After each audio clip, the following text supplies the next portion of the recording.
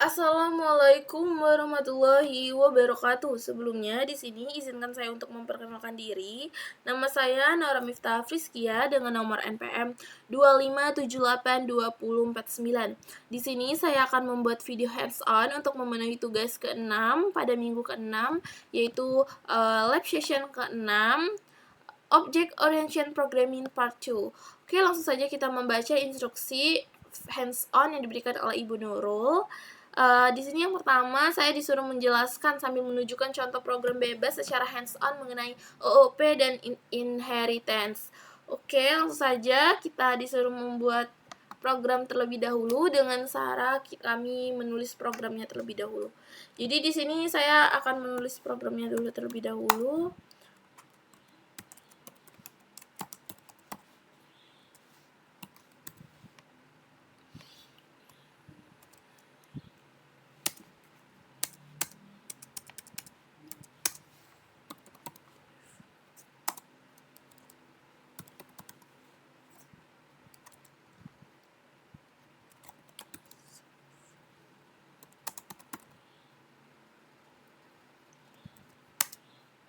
Gue udah nggak, oh ya udah. Oke, kemudian self apa lagi? Oh, nama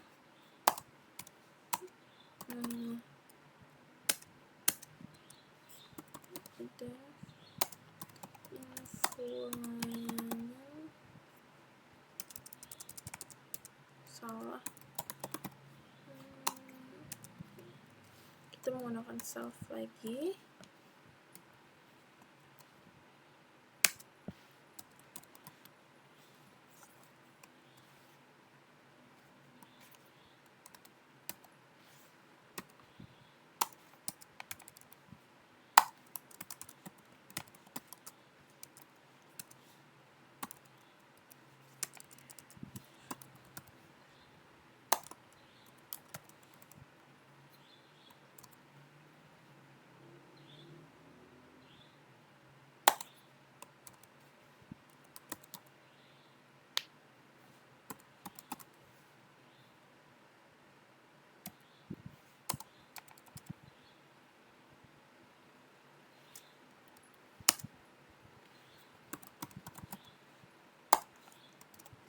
Return, kita membalikan return. Oh, jadi di sini saya masukkan fasilitasnya. Jadi di sini dalam bimbel yang saya buat program ini, saya membuat dua kelas. Saya membuat kelas apa? Membuat kelas ini, membuat kelas reguler dan premium.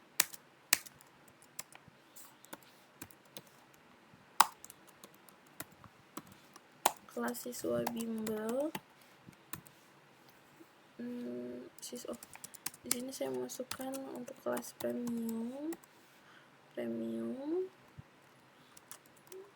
siswa bimbel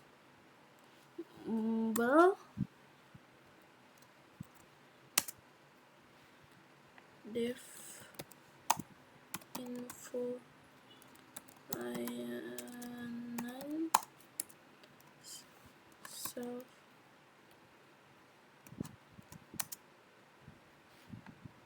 dasar super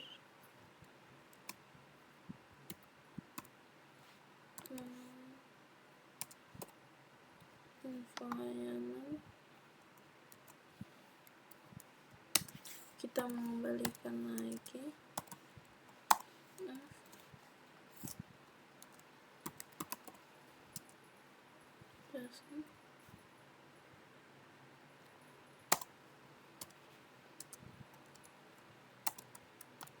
Jadi yang sudah saya sediakan ini kelas premium, saya menambahkan kalau tambah, sebenarnya kalau premium kan biasa aja. Maksudnya yang reguler itu biasa aja, tapi kalau misalkan premium itu ada tambahan seperti konsultasi 24 jam dan dapat mengakses ini akses rekaman gitu. Itu aja sih bedanya.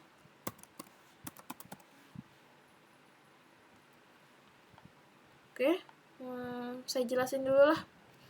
Jadi di sini yang pertama tadi saya membuat kelas siswa bimbel. Saya bikin dulu ini namanya parent class-nya, namanya siswa bimbel. Jadi ini bakal bikin blueprint dasar buat sebuah siswanya. Kemudian di sini ada dev init. Saya membuat fungsi init untuk menampung data nama. Ini atributnya dasar. Jadi istilahnya tuh setiap atribut pasti dimiliki setiap siswa. Jadi setiap apa ya, kayak gitu lah, maksudnya setiap atribut tuh pasti dimiliki sama siswa. Kemudian saya simpan ke variabel self biar bisa dipanggil di mana aja, biar di dalam kelas ini nih bisa dipanggil aja gitu loh. Jadi kalau misalkan kita masukkan nama Naurah, bakal itu bisa dipanggil di mana aja dalam kelas ini, bisa dipanggil di dalam kelas premium, bisa juga di dalam kelas si reguler, tergantung kita mau yang mana gitu. Lalu saya juga membuat metode di sini ada info layanan buat nampilin fasilitas mana aja yang didapat sama siswa reguler. Nah, kalau reguler bakal dapat fasilitas kelas dan modul fisik. Gitu. Kemudian, nah sekarang saya sudah membuat chill kelasnya, yaitu siswa premium. Di dalam kurung ini, siswa bimbel, saya sebagai tanda kalau ini nih namanya siswa bimbel ini inheritance. Kemudian di sini saya melakukan metodenya, method overriding. Saya modifikasi fungsi layanan khususnya buat member premium. Jadi saya tuh ngelakuin metodenya overriding tuh, jadi saya memodifikasi fungsinya itu ke layanan khusus untuk member atau yang ikut masuk kelas ke premium gitu. Kemudian di sini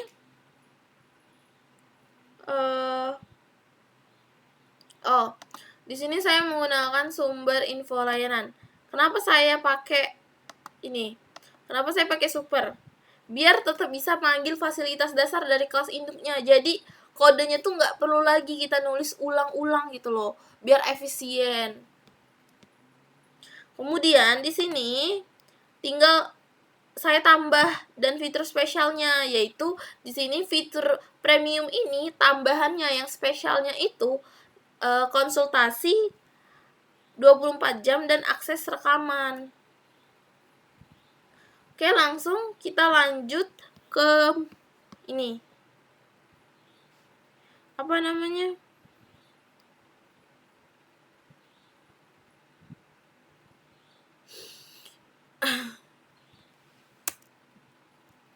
Kita membuat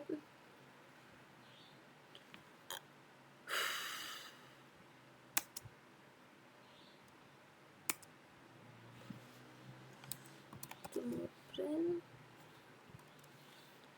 Kita membuat tanda petik 1, 2, 3 sistem pendaftaran bimbel. Ini biasanya namanya ini header, show header. Oke, lanjut.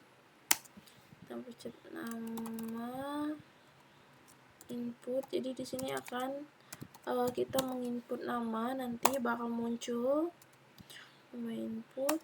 Kita input, kita masukkan nama siswanya.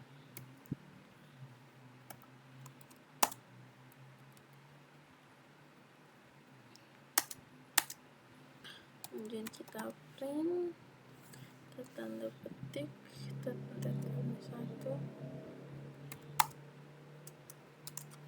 program reguler, dan kita print 2, program premium, program premium. kita pilih input, kita input, pilih tipe program, satu atau dua. Oke.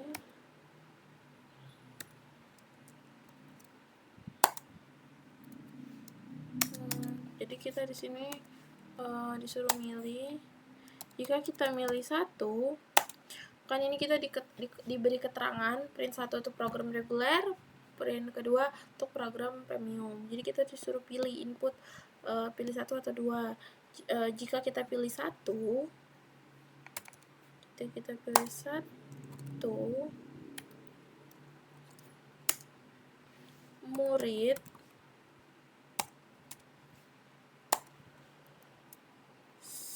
siswa bimbel nama input,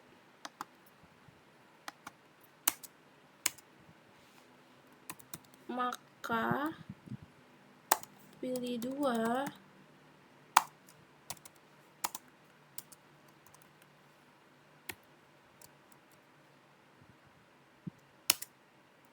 murid siswa premium. Jadi kalau misalkan satu itu siswa bimbel biasa, kalau ini siswa premium. Siswa premium nama input,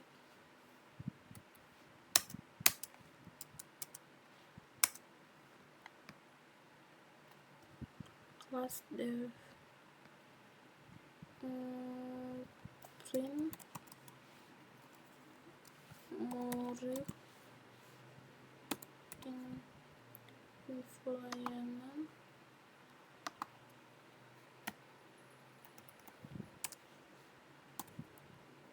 murid info layanan.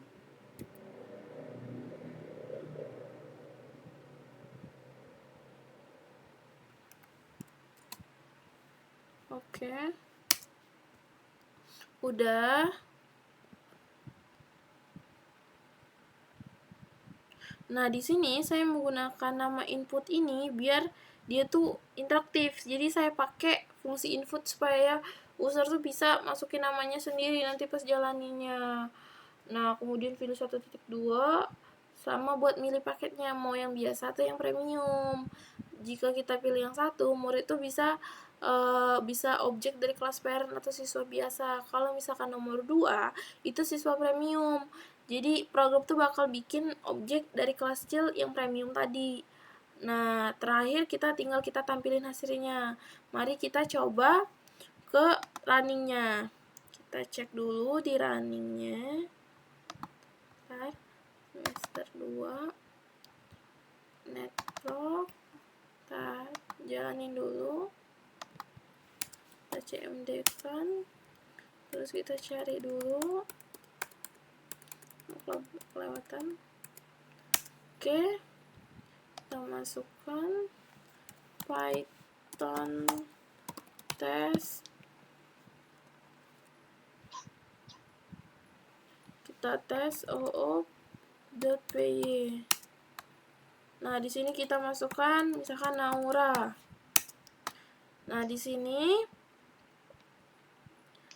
ada pilihan program. Saya mau coba yang premium aja buat nunjukin ke kalian kalau fungsi tambahannya tuh jalan gitu loh.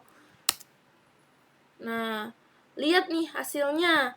Karena saya pilih premium yang nomor 2 tadi, otomatis kodenya itu manggil fungsi yang ada di child class. Fasilitas dasarnya tuh dapet, ditambah ada tambahan konsultasi 24 jam dan akses rekaman. Ini nih ngebuktiin kalau inheritance itu tuh logikanya percabangan kita tuh udah sinkron. Oke. Kemudian disuruh kita saya mau demonstrasikan bagaimana controller kelas bekerja mengelola list objek. Saya akan masuk ke struktur ini, kode mini project saya. Di sini terdapat parent class bernama NetWorkDevice. Kelas ini nih berfungsi sebagai fondasi dasar yang mendampung atribut umum seperti hostname dan IP address.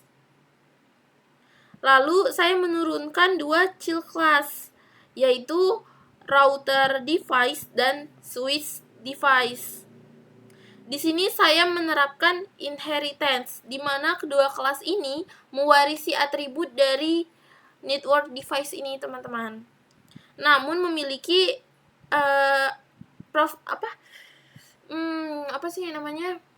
spesialis ya, masing-masing melalui metode overriding pada fungsi cek status. Jadi setiap kelas ini saya menggunakan cek status. Jadi kalau misalkan router ini akan fokus ke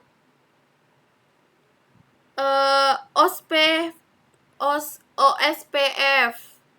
Sedangkan kalau switch itu bakal fokusnya ke FLAN. Kemudian di sini saya akan membuka manager. Di bagian sini ada self device.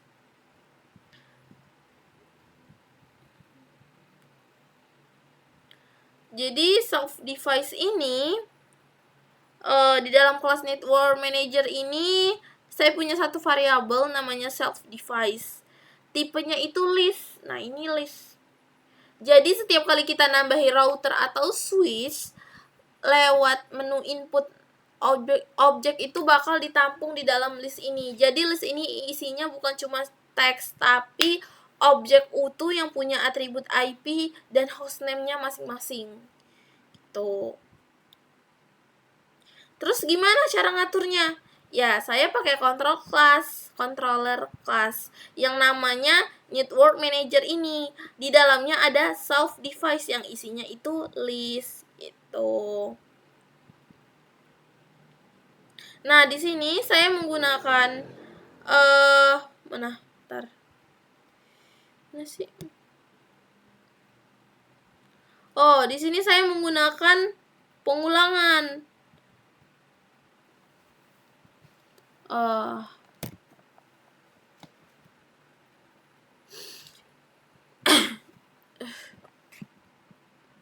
Nah, di sini saya menggunakan pengulangan. Jadi saya mengecek semuanya itu di sini pakai menggunakan for. Nah, di sini saya menggunakan pengulangan. Bagian kerennya itu tuh apa? Jadi si manajer ini nih nggak perlu pusing apakah device itu tuh router atau switch. Jadi ditinggal pilih perintah cek status.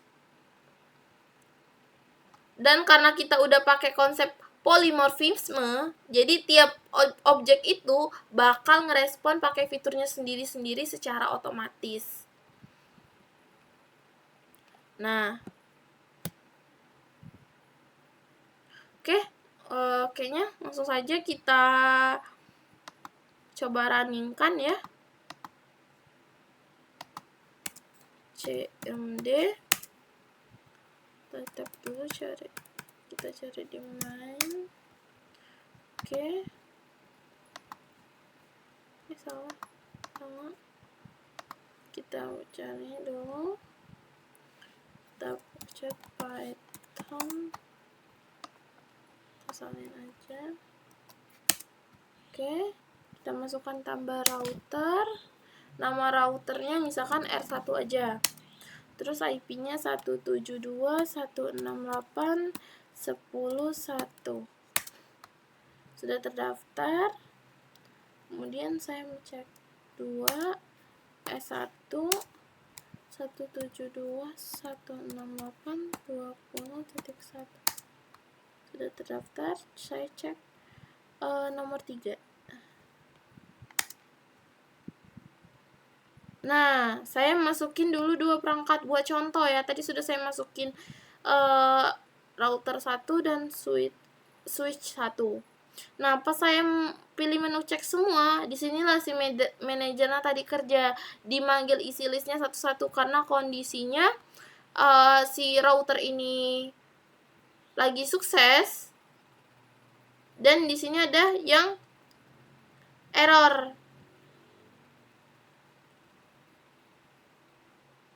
Nah, perhatiin nih, ada satu yang statusnya error, namanya switch. Saya ngecek switch tadi, gagal, error. Karena simulasinya timeout, tapi karena di fungsi manager tadi di manager tadi, saya sudah menggunakan try, accept, salah. Saya sudah menggunakan try, accept. Saya sudah menggunakan try accept. Jadi program ini nih nggak berhenti total, jadi dia tetap stabil. Jadi bisa walaupun error dia masih bisa tetap jalan gitu. Jadi dalam antriannya. Jadi programnya tuh nggak gampang nge-crash ataupun nggak mati total. Kita jadi masih bisa ngejalanin. Oke, kita coba lagi ya. Routernya kita R2 deh. IP-nya 172.168.10.1. Coba kita cek lagi nomor 2. Kita cek S. Tadi S-nya gagal kan. IP-nya 168.20.1.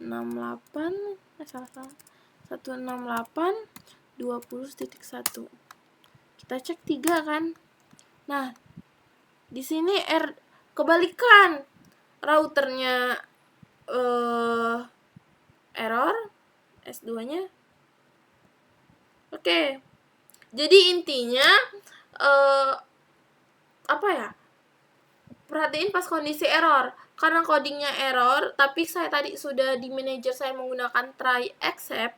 Jadi pas ada koneksi yang tiba-tiba timeout atau gagal, jadi programnya tuh nggak langsung mati atau ngambek. Jadi kayak dia cuma nampilin pesan error aja, kayak ini pesan errornya gagal koneksi ke perangkat, cuman muncul pesan itu aja. Tapi kita masih tetap bisa lanjut ngecek perangkat lain kan. Kayaknya tadi ini kan sudah ternyatakan kalau itu tuh gagal, tapi kita masih bisa ngecek lagi. Jadi kita tuh masih bisa langsung lanjut lagi ngecek perangkat lain yang ada di list sampai beres. Jadi programnya tuh nggak gampang nge-crash ataupun mati gitu. Oke, lanjut. Saya sudah melakukan running programnya juga. Nah, di bagian C kita disuruh menyebutkan tantangan atau error terbesar yang ditemukan saat menyatukan semua kelas. Kalau ditanya susahnya di mana, ya yang paling bikin pusing itu tuh pas nyatuin semua kelasnya sih, kalau menurut saya ya. Apalagi pas urusan import file. Kadang folder satu atau folder lainnya tuh nggak connect, jadi ya error terus gitu loh. Kalau saya pribadi. Terus tantangan lainnya itu ini untuk mastiin si manajer ini nih bisa ngenalin mana router, mana switch gitu pas lagi di dalam list. Itu yang bikin saya harus mastiin gimana biar si manajer ini nih bisa ngenalin loh kalau itu tuh router, bisa ngenalin kalau itu tuh switch gitu. Belum lagi kalau urusan naruh try accept. Salah dikit program malah berhenti total. Kayak kemarin saya juga sempat ada kesalahan lah, naruh try accept-nya taruh di mana pada lab 5, tapi itu jadiin saya pembelajaran lah ya. Jadi setelah ada kesalahan gitu, saya lebih mempelajari lagi lebih dalam, lebih ngulik lagi. Jadi intinya tuh kalau try accept-nya salah naro, program itu bakal berhenti ataupun mati total gitu. Tapi setelah diulik terus, akhirnya semuanya bisa sinkron dan jalan lancar. Kemudian poin gede itu adalah upload video ke YouTube playlist dengan nama 1215 lab.6. Oke, itu aja mungkin ya yang bisa saya kerjakan. Saya rasa cukup sampai di sini.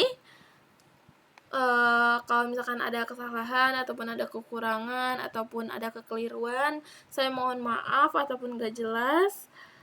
Saya mohon ampun kepada Allah dan semuanya. Saya akhiri, wabillahi taufiq walhidayah. Wassalamualaikum warahmatullahi wabarakatuh. Terima kasih, Bu.